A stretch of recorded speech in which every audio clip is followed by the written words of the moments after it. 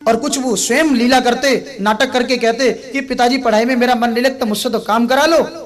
और पिताजी तो पढ़ाते पढ़ाते पधार गए, पर बेटा जी ने एक श्लोक याद करके दिया नहीं।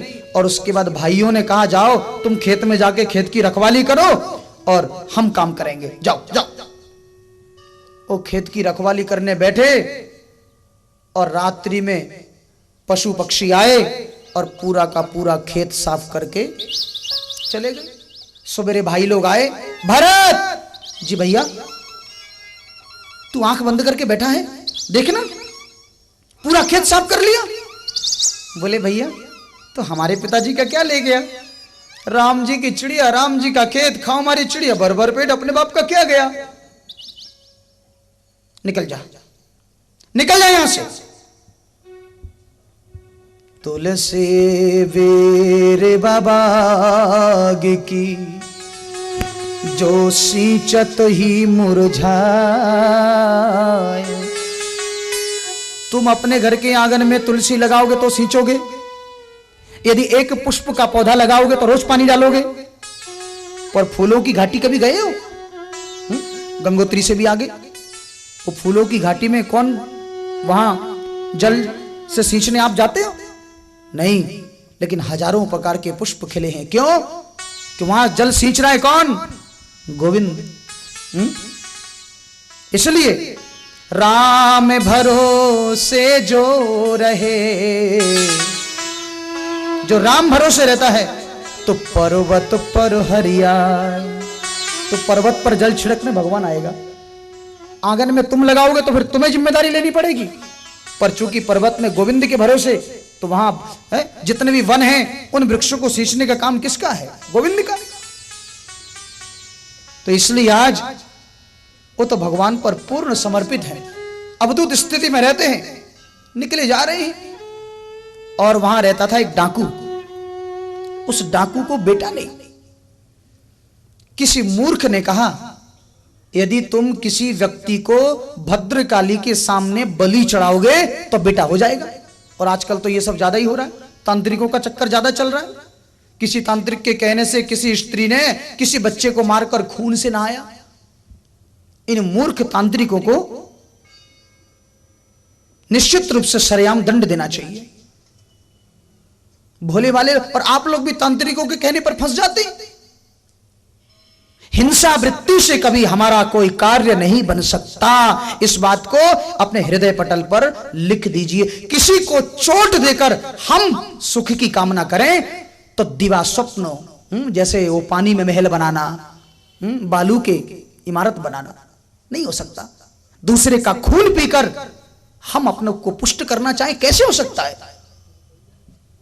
और संसार में ऐसी कोई देवी नहीं, संसार में ऐसी कोई देवी नहीं, कोई देवा नहीं जो बलि स्वीकार करे, कोई देवी नहीं। ये सब लोगों ने अपने अपने मति से उत्पन्न किया कि बलि प्रथा, बलि प्रथा, उसको काटो, उसको चढ़ाओ, उसको मारो। ऐसी कोई देवी खून की प्यासी नहीं है। यदि कोई देवी खून की प्यासी है तो वो देवी नहीं है। ऐसी देवी की पूजा मत करो। कहां लिखा है?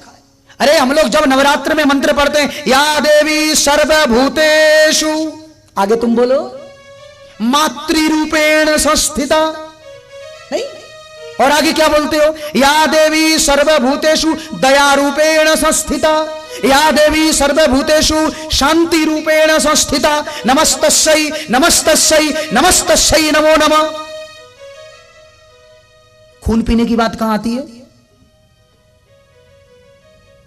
बोलो,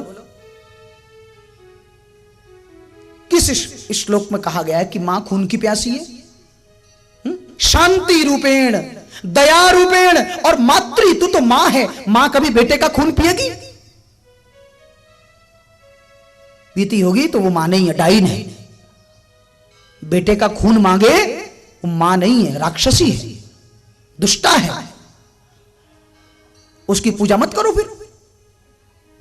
इसलिए बलि प्रथा कहीं हमारे शास्त्र में कहीं नहीं है, किसी भी ग्रंथ में ये नहीं है कि बलि चढ़ाओ, पशुओं की बलि चढ़ाओ। हमारे वेदों में जो कहा है वो है षट रिपु का।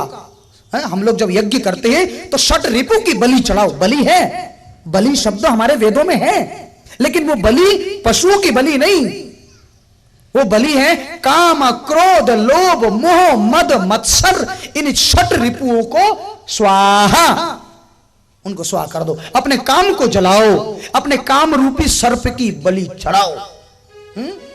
काम। लेकिन आज वो किसी मूर्ख ने कहा कि किसी मनुष्य को पकड़ के बलि चढ़ाओ, तो भरत जी को पकड़ लिया। और इनका एक नाम है जड़ भरत, क्योंकि पढ़े लिखे नहीं थे ना। इनके पिता ने गुस्से में आकर कह दिया तू तो बिल्कुल जड़ मूर्ख है, तो उस दिन से उनका नाम जड़ भरत हो गया। अवधूत स्थिति में उनको पढ़ने की आवश्यकता क्या है? पूरा वेदांत उनको पहले से ही कंठ है, पूर्व जन्म का ही संस्कार है। तो महान अवधूत संत थे। जड़ भरत जी को पकड़ लिया, चलो। बोले चलो। बोले तुम्हें पता है कहां ले जा रहे हैं? बोले नहीं, आप बता दो। बोले तुम्हारी बलि चढ़ेगी। ओह अच्छा, बलि चढ़ेगी, चलो चलो चलो। डाकू बोले इसको डर नहीं लगता? बोले तुम्हें मरने को डर नहीं लगता? बोले डर उसको लगे जो मरेगा, मुझे तो नहीं लगता क्योंकि मैं मरूंगा नहीं। डर उसको लगे जो मरेगा, जब मैं मरूंगा नहीं तो मैं डरूंगा क्यों?